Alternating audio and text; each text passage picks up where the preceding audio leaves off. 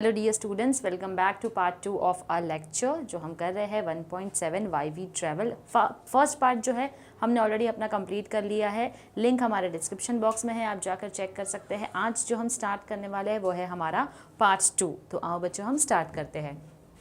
Last lecture में हमने यहाँ तक कंप्लीट कर लिया था, जहाँ पर हमने देखा था, जहाँ ऑथर ने हमको बताया था किस तरीके से ट्रैवलिंग एक्सपीरियंस रहा है, कितने फेमस लोगों के कोट्स है, कई सारे ऑथर्स के कोट्स हैं जिन्होंने अपने ट्रैवलिंग एक्सपीरियंस में ऐड किए हैं। Now, on the most basic level, when I am in Tibet, though not a real Buddhist, I spend days on end in temples listening to the chants of sutras. तो उनका कहना है, हमारे author का pico Iyer जी जो है वो हमको बोलते हैं जब वो अपना वक्त बिताते हैं टिबेट में जाकर, तो जो कि वो खुद तो एक बुद्धिस्ट नहीं है, ठीक है, वो कोई बुद्धिस्ट नहीं है, लेकिन जब वो ऐसी जगह पर जाते हैं तो वहाँ पर जो बड़े बड़े विशाल मंदिर होते हैं वहाँ जाते हैं, वहाँ जाकर जो चैंट्स ऑफ सूत्रास यानी कि कुछ मंत्र जो है जब वो उसको चैंट करते हैं, सूत्रास को सुनते हैं, तो उन्हें सुनकर काफ़ी ज़्यादा अच्छा लगता है।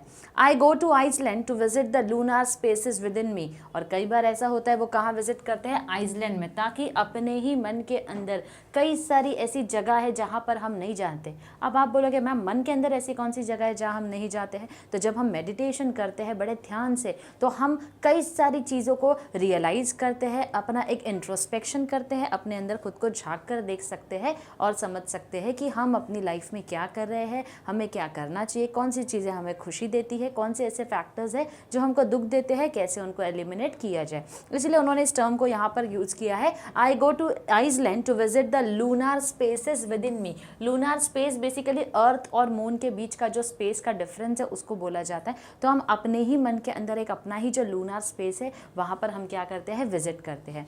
In the uncanny quietude and emptiness of that vast and treeless world, यानी मन की जो ऐसी जगह, एक स्ट्रेंज, एक मिस्ट्री जो है जहाँ पर हम कभी पहुँच नहीं पाते हैं, तो एक अकेलापन जो है हमारे मन के अंदर, हम क्या करते हैं, वहाँ जाकर क्या करते हैं, विजिट करते हैं।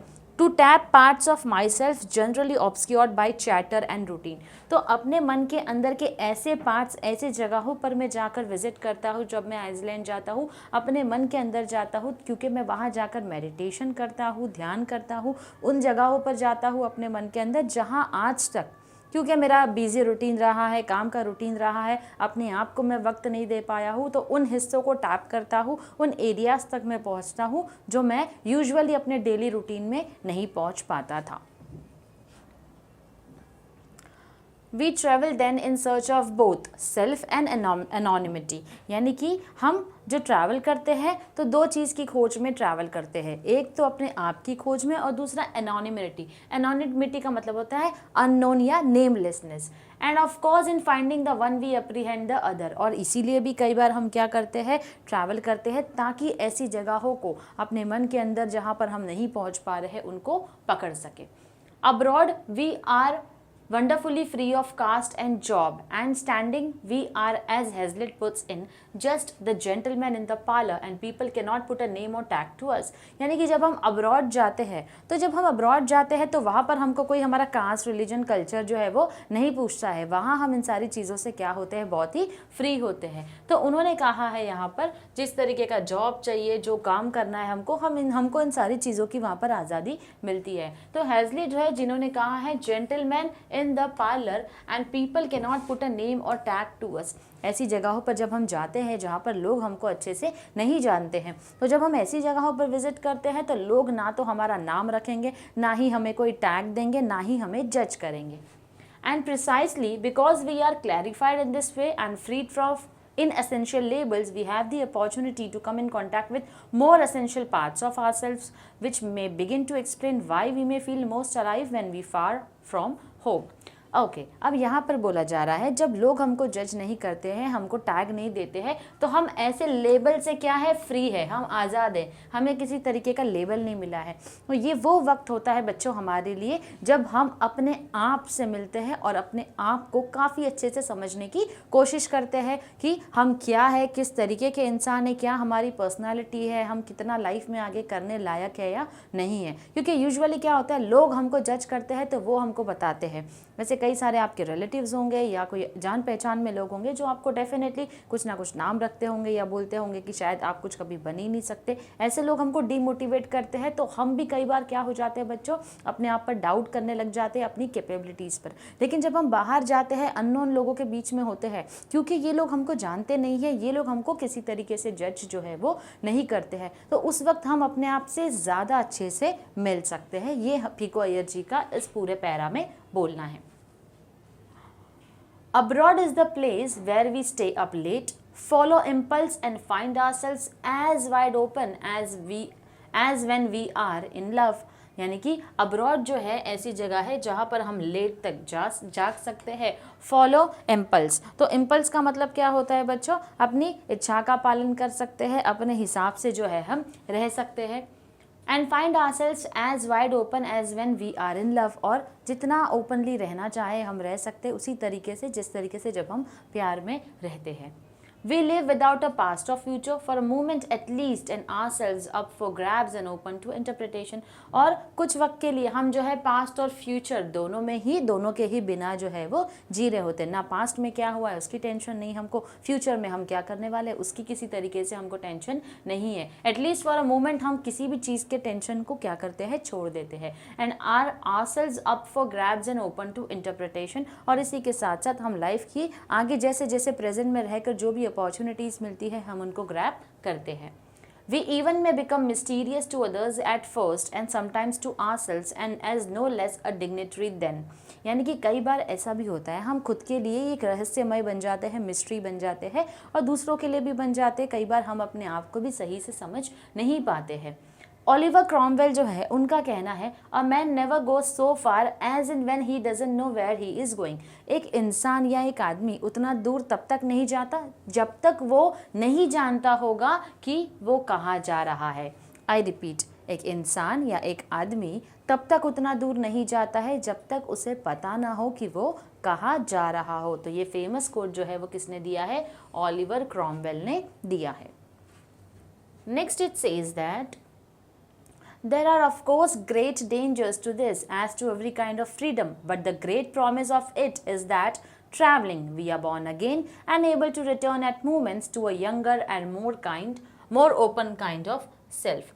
अब जिस तरीके से हर एक आज़ादी में किसी न किसी तरीके का ख़तरा होता है, ये भी जो एक आज़ादी है जहाँ पर हम बाहर घूम फिर रहे हैं, अकेले हैं, कोई हमको जज नहीं कर रहा है, तो ऐसी आज़ादी में भी कोई ना कोई ख़तरा होता है। लेकिन इसी के साथ साथ एक प्रॉमिस भी होता है ट्रैवलिंग में कि हम वापस से अपनी ज़िंदगी जो है वो जी रहे हैं। तो एक न्यू लाइफ जब होती है, वापस से जैसे हम पैदा हो गए हैं तो एक न्यू लाइफ हमारी यहाँ पर शुरू हो जाती है। We are able to return to moments to a younger. जब हम यंग हुआ करते तो ऐसा जो हम वक्त स्पेंड किया करते थे तो उसी तरीके का वक्त भी हम स्पेंड करते हैं। And a more open kind of self. और इसी तरीके से जब हम छोटे होते हैं, बचपना हमारा जो गुजरता है काफ़ी अच्छा गुजरता है, जहाँ पर हम बड़े मासूम होते हैं, चीज़ों की मालूमात नहीं होती है तो हम उनको पता लगाते हैं। तो उसी तरीके से जब हम बाहर भी होते हैं बच्चों, तो बाहर भी अपने आप को और ज़्यादा ओपन करके रखते हैं लोगों के सामने, थोड़ा सा ओपन माइंडेड हो जाते हैं हम वहाँ पर। Traveling is a way to reverse time to a small extent and make a day last a year or at least 45 hours, and traveling is an easy way of surrounding ourselves as in childhood with what we cannot understand। तो यहाँ पर बोला जा रहा है travelling जो है वो एक ऐसा तरीका है जो वक्त को पलट देता है। क्या करता है, वक्त को पलट देता है। जैसे हमने देखा हम फिर से एक नई ज़िंदगी जी रहे हो, एक लाइफ में बहुत बड़ा चेंज आ गया हो हमारे, तो ट्रैवलिंग में भी यही होता है। जब हम ट्रैवल कर रहे होते हैं तो वी आर बॉर्न अगेन, हम एक टाइम को क्या करते हैं, रिवर्स करते हैं। जैसा मैंने अपने लेक्चर 1 में भी आपको कहा था बच्चों कि जब हम ट्रैवलिंग के लिए निकलते, कहीं बाहर जा रहे होते तो हमें दिन जो है वो बहुत ही बड़ा लगता है। तो यहाँ पर भी बोला जा रहा है कि ट्रैवलिंग जो है एक दिन जो है आपको एक साल के बराबर भी लगने लगता है, या फिर एटलीस्ट 45 आवर्स भी आपको जो है वो ज़्यादा लगने लग जाते हैं। Travelling is an easy way of surrounding ourselves. Travelling एक ऐसा तरीका है कि हम अपने आप को अपने बचपन से जो है वो सराउंड करके रखते हैं, क्योंकि फिर से हम बच्चे बन जाते हैं, फिर से अपनी लाइफ को पूरी तरीके से एंजॉय कर रहे होते हैं। जैसे हमारा बचपना बहुत ही सुंदर गुजरता है, वैसे ही ट्रैवलिंग करने की वजह से हमारा जो वक्त है वो क्या होता है, और ज़्यादा हमारा टाइम स्पेंड जो होता है वो बहुत ही ब्यूटीफुली स्पेंड होता है। Language facilitates this cracking open, for when we go to France we often migrate to French and the more childlike self, simple and polite that speaking a foreign language educes. Okay यहाँ पर बोला जा रहा है, अब जो travelling की बात हो गई और उसी के साथ साथ लैंग्वेज जो है वो भी अपना बहुत बड़ा कंट्रीब्यूशन देती है जब हम कहीं पर जा रहे होते हैं। क्यों? क्योंकि अगर हम फ्रांस में ट्रैवल कर रहे होते हैं तो हम एक पूरे कल्चर में माइग्रेट हो रहे होते हैं। माइग्रेट यानी कि एक जगह से दूसरी जगह पर जाना। तो जब हम इंडिया से समझ लो ट्रैवल करके फ्रांस जाते हैं तो हम फ्रेंच कल्चर को पूरी तरीके से समझ रहे हैं, फ्रेंच लैंग्वेज को बोल रहे हैं, तो कहीं ना कहीं उसका इम्पैक्ट भी जो है वो बहुत बड़ा होता है। We often migrate to French and the more childlike self, और फिर से वैसे ही एक मासूम बच्चे बन जाते हैं जो एक नई भाषा को सीख रहा होता है, समझ रहा होता है, और हम वहाँ जाकर काफ़ी ज़्यादा पोलाइट भी हो जाते हैं क्योंकि ये अपने लोग नहीं हैं, हम अपने लोगों के बीच में नहीं आए हैं, परायों के बीच में आए हैं। तो वहाँ जाकर हमको थोड़ा सा सिंपल और पोलाइट होना होता है क्योंकि हम एक फॉरेन लैंग्वेज जो है वो बोल रहे हैं। Even when I am not speaking Pidgin English in Hanoi, I am simplified in a positive way. Pidgin English का मतलब जो है बच्चों यहाँ पर होता है किसी भी लैंग्वेज को सीखने का एक सिंप्लीफाइड फॉर्म। तो जब हम कोई एक नई लैंग्वेज सीख रहे होते हैं, जैसे कि समझ लो हमने फ्रेंच सीखा, एक नई लैंग्वेज, तो हम लोग बहुत ही सोच समझ कर उसको क्या करते हैं, यूज़ करते हैं। थोड़ा सा उसका बेसिक जो होता है वो बोलते हैं, जैसे गुड मॉर्निंग को बॉनशोर बोला जाता है, राइट। तो और अगर हम किसी को बोलते हैं हैप्पी जर्नी तो बॉन वोयाज बोला जाता है उसको। तो जब हम ये नए नए वर्ड सीखते हैं तो अपने आप हमारे अंदर भी क्या आता है, एक पॉजिटिविटी आ जाती है और एक कॉन्फिडेंस जो है वो हमारे अंदर बिल्डअप होना शुरू हो जाता है। And concern not with expressing my self but simply making sense. और हम जब ये भाषाओं का इस्तेमाल कर रहे होते हैं, बोल रहे होते हैं, तब हम बिल्कुल भी नहीं सोचते हैं कि लोग हमारे बारे में क्या बोलने वाले हैं, क्या समझने वाले हैं। शायद हो सकता है वो ये हमारी बात को अच्छे से समझे कि हम एक नई भाषा को सीख रहे हैं, तो हम अपने आप को एक्सप्रेस करने की एक न्यू लैंग्वेज में कोशिश जो है वो करते हैं। तो लैंग्वेज बहुत इंपॉर्टेंट रोल प्ले करती है जब हम ट्रैवल करके कहीं पर माइग्रेट होते हैं किसी नए कल्चर में। So travel for many of us is a quest for not just the unknown but the unknowing. तो ट्रैवलिंग करना जो है वो क्या है, एक बहुत बड़ा क्वेस्ट है, एक सवाल है हमारे लिए कि सिर्फ किसी अनजान को जानना नहीं, हर एक अनजानी वस्तु को भी जानना। सिर्फ किसी अनजान इंसान को ही नहीं जानना, उस कल्चर को जो कम्प्लीटली अनजान है हमसे, हम उसको पूरी तरीके से समझने की कोशिश करते हैं। I at least travel in search of an innocent I that can return me to a more innocent self. यानी कि मैं एक ऐसी innocent I लेकर घूमता हूँ और मेरी आंखें जो है वो ऐसी चीज़ें सर्च कर रही होती है, मेरी innocent आंखें हैं तो ऐसी innocent चीज़ें सर्च कर रही है जो कहीं ना कहीं मुझे अपने आप से क्या कर दे, मिला दे। I tend to believe more abroad than I do at home. And I tend to be more easily excited abroad and even kinder. यानी जब मैं अब्रॉड में होता हूँ तो मैं और घर जैसा फील करता हूँ, और इसी के साथ साथ I tend to be more easily excited abroad and even kinder, और मैं काफ़ी ज़्यादा एक्साइटेड भी होता हूँ जब मैं अब्रॉड में रहता हूँ। अब इसके बीच में एक लाइन दी है बच्चों, which though treacherous again can at least help me to extend my vision. शायद ये बातें जो है आप लोगों को ट्रेचरस यानी कि काफ़ी ज़्यादा डिसलॉयल लगे मेरी ये बातें कि मैं अब्रॉड में रहकर घर जैसा फील करता हूँ, लेकिन कहीं ना कहीं मैं अपने देखने के नज़रिए को और ज़्यादा क्या कर रहा हूँ, एक्सटेंड कर रहा हूँ, बढ़ा रहा हूँ जब मैं अपने आप को अब्रॉड में देखता हूँ। And since no one I meet can place me, no one can fix me in my resume. यानी कि जब मैं बाहर किसी से जा रहा हूँ, मिल रहा हूँ, तो जिससे भी मैं मिलता हूँ, no one can प्लेस मी का यानी कि मतलब होता है यहाँ पर कोई मुझे यहाँ पर जज करने वाला नहीं है, और अगर मुझे जज करते भी हैं लोग तो कोई मेरे रिज्यूम यानी कि हमारा जो रिज्यूम बनाते हैं, हम CV बनाते हैं, बायोडेटा हम यूजुअली बोलते हैं, लेकिन ये रिज्यूम होता है, एक स्पेशल काइंड ऑफ रिज्यूम होता है। तो कोई आकर मेरे रिज्यूमे में थोड़ी पढ़ने वाला है मैं उस तरीके का इंसान हूँ या नहीं हूँ, या कोई आकर लिखने थोड़ी वाला है मैं इस तरीके का इंसान हूँ या नहीं हूँ। I can remake myself for better as well as of course for worse. यानी कि मैं खुद ही हूँ जो अपने आप को रीमेक यानी कि बनाने वाला हूँ, और खुद ही हूँ जो अपने आप को बुरा बनाने वाला हूँ। तो जो भी अच्छा या बुरा होगा उसके लिए मैं अकेला ही रिस्पॉन्सिबल हूँ। If travel is notoriously a cradle for false identities, it can also at its best be a crucible for truer ones. यानी कि यहाँ पर बोला जा रहा है, अगर एक मस्ती मजाक में नोटोरियसली अगर बोला जाए कि ट्रैवल जो है अगर एक क्रैडल है फॉल्स आइडेंटिटीज़ के लिए, तो फॉल्स आइडेंटिटी के लिए अगर ये क्रैडल है बच्चों, तो उसी के साथ साथ वो क्या है, एक बेसिकली क्रूसिबल, यानी कि जो सच्चे लोग हैं, जो झूठे लोग हैं, अगर उनके लिए एक क्रैडल है, अगर उनके लिए एक बहुत ही ब्लेसिंग है, तो जो सच्चे लोग हैं उनके लिए क्या होगा, ये सच्चे लोगों के लिए क्रूसिबल यानी कि एक टेस्ट होगा, बहुत ही जैसे कि हम बोलते हैं ना, बहुत ज़्यादा टेस्ट करना किसी को, उसके पेशेंस को टेस्ट करना, तो एक बहुत बड़ा टेस्ट होगा जो सच्चे इंसान है उसके लिए। In this way travel can be a kind of monasticism. तो मोनास्टिसिज्म का मतलब होता है ऐसी ज़िंदगी गुजारना जैसे एक मॉन्क्स जो होते हैं, जो साधु होते हैं, जो सब कुछ छोड़ छाड़ कर संन्यास ले लेते हैं और एक ज़िंदगी गुजार रहे होते हैं, तो उस तरीके की ज़िंदगी को गुजारना। On the road, we often live more simply, even when staying in a luxury hotel, with no more possessions than we can carry and surrendering ourselves to chance.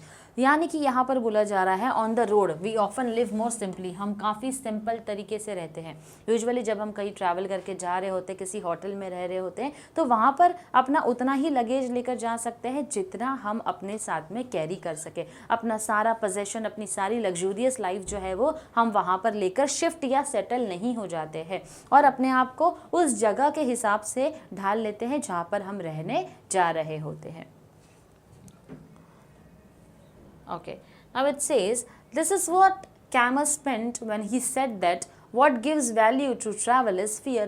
यानी कि कैमस जो है उनका क्या बोलना है कि उनका बोलना है कि वैल्यू जो है ट्रैवल को एक और चीज़ है जो देती है, जिसको बोला जाता है फियर। फियर यानी कि डर। Disruption in other words, disruption का मतलब होता है डिस्टर्बेंस। डिसरप्शन का मतलब होता है डिस्टर्बेंस इन अदर वर्ड्स यहाँ पर बोला जा रहा है।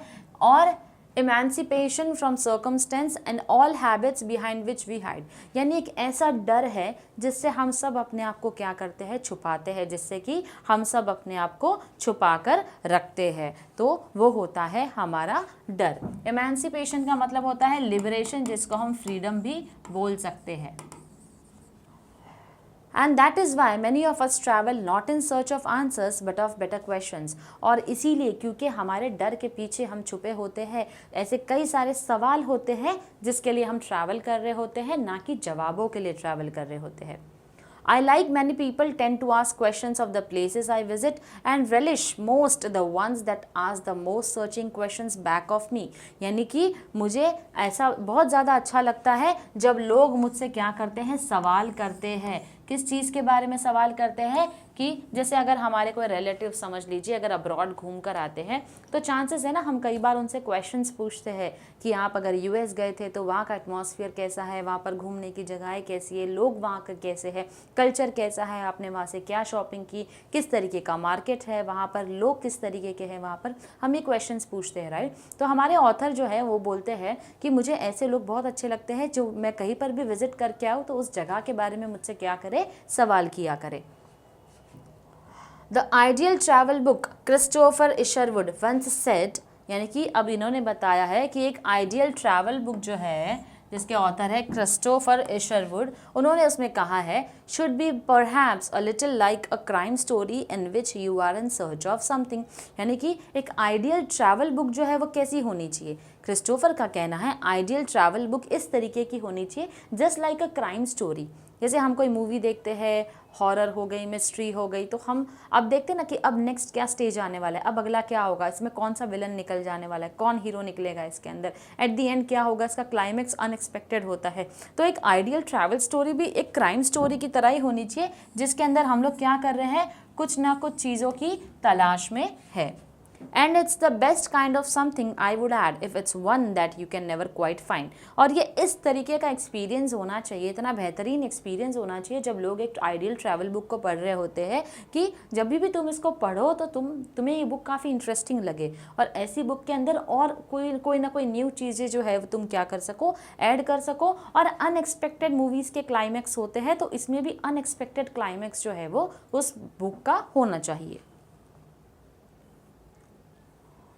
Okay, I remember in fact after my first trips to Southeast Asia more than a decade ago how I would come back to my apartment in New York and lie in my bed kept up by something more than jet lag playing back in my memory over and over all that I had experienced and paging wistfully through my photographs and reading and rereading my diaries as if to extract some mystery from them, यानी कि ये हमारे जो author है वो बोलते हैं कि उनको एक फैक्ट याद आता है, उनकी जो फर्स्ट ट्रिप रही थी कहाँ पर, साउथ ईस्ट एशिया में, जो कि एक डेकेड अगो 10 साल पहले जहाँ पर वो गए थे, किस तरीके से वो अपने अपार्टमेंट में न्यूयॉर्क में वापस आ जाते थे, आने के बाद में अपने बेड पर आराम से रिलैक्स करते थे, kept up by something more than jet lag, तो कैसे जाकर वो रिलैक्स करते थे, playing back in my memory, यानी कि अब जो ट्रैवल कर कर आ रहे हैं तो सारी चीज़ें, जैसे हम कहीं पर घूमने आते आराम से रेस्ट करते होते तो दिन भर में हमने क्या किया, हमारी मेमोरी में क्या हो रही होती है, वो घूम रही होती है। तो उसी तरीके से जब वो अपने बेड पर लेटते हैं, आराम कर रहे होते हैं, तो सारी चीज़ें उनके दिमाग में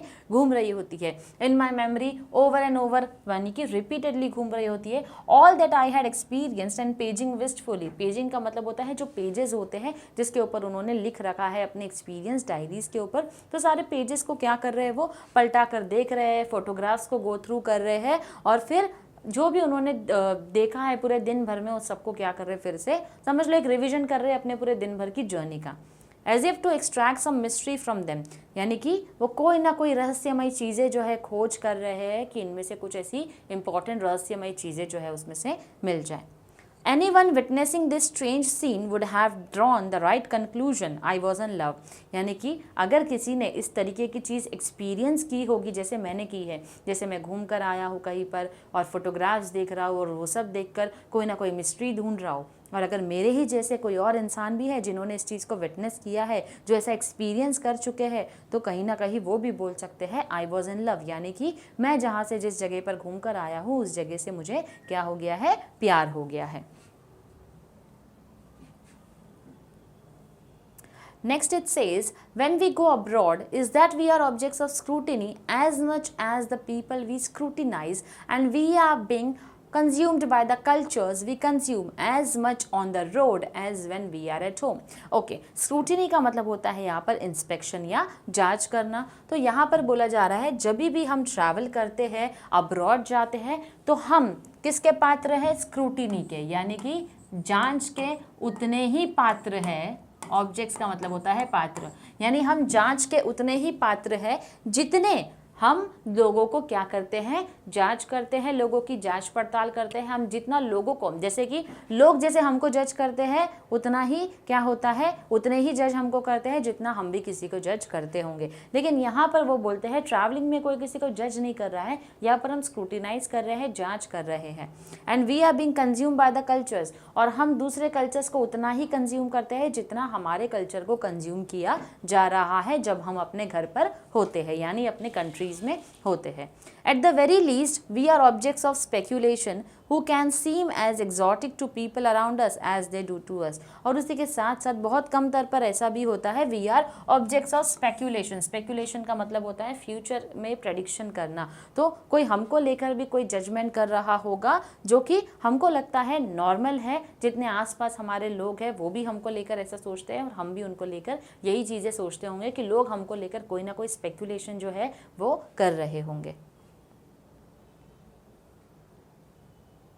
All in that sense believed in being moved as one of the points of taking trips and being transported by private as well as public means. All saw that ecstasy tells us that our highest movements come when we are not stationary, and that epiphany can follow movement as much as it precipitates it. और इसी सोच के साथ में लोग क्या करते हैं, बीइंग मूव्ड के अंदर बिलीव करते हैं कि आगे बढ़ते जाना चाहिए, और उसी के साथ साथ बीइंग ट्रांसपोर्टेड, यानी कि एक जगह से दूसरी जगह जाना, private as well as public means. तो कैसे जा सकते हैं, प्राइवेट मीन्स का यूज़ करके और पब्लिक मीन्स का, यानी कि प्राइवेट या पब्लिक ट्रांसपोर्ट का यूज़ करते हुए। All saw that ecstasy, ecstasy का मतलब यहाँ पर जो दिया है उसका मतलब होता है ब्लिस या फिर हैप्पीनेस हम बोल सकते हैं, एक ब्लेसिंग हो सकती है या बहुत ज़्यादा खुश होना। tells us that our highest moments come when we are not stationary. हम सबसे ज़्यादा खुश तब नहीं होते हैं जब हम कहीं पर रुके हैं। स्टेशनरी का मतलब होता है हम कहीं पर रुके हैं। लेकिन and that epiphany can follow movement as much as it precipitates it, यानी कि जब हम बाहर घूमते हैं, हमारा ये जो मूवमेंट होता है यहाँ से वहाँ जाना, तो उससे हमको क्या होता है, उससे हम precipitates का मतलब होता है it brings out the real happiness। जब हम स्टेशनरी यानी रुके नहीं होते हैं, जब हम ट्रैवल कर रहे होते हैं, घूम रहे होते हैं, लोगों से मिल रहे होते हैं। Now it says, when you go to a McDonald's outlet in Kyoto, you will find teriyaki McBurgers and bacon potato pies. यानी कि जब तुम मैकडोनल्ड्स में विजिट करोगे किसी मैकडोनल्ड्स के आउटलेट में जो कि क्योटो में है, वहाँ पर आपको क्या मिलेगा? तेरियाकी मैकबर्गर्स मिलेगा, जो कि एक काइंड ऑफ मैकबर्गर्स है जिसके अंदर जापानीज डिश है जिसमें फिश या मीट जो है वो होता है, एंड बेकन पोटैटो पाइज भी उसके अंदर होता है. The placemats offer maps of the great temples of the city and the posters all around broadcast the wonders of San Francisco. यानी कि वहाँ पर जो placemats होती है, तो वहाँ पर अगर आप विजिट करोगे तो आपको उसके ऊपर किन चीज़ों के पिक्चर्स देखेंगे? जो बड़े बड़े विशाल मंदिर होते हैं उनके आपको पिक्चर्स देखेंगे जो उस सिटी को बिलोंग करते हैं वहाँ पर. उसी के साथ साथ उनके पोस्टर्स भी होंगे, और ये सारी ही चीज़ें जो सैन फ्रांसिस्को के कल्चर को दर्शाती है वो वहाँ पर आपको उनके प्लेसमैट्स के ऊपर दिखाई देगी. And most crucial of all, the young people eating their Big Macs with baseball caps worn backwards and tight 501 jeans are still utterly and inalienably Japanese in the way they move, they nod, they sip their oolong teas, and never to be mistaken for the patrons of a McDonald's outlet in Rio, Morocco or Managua.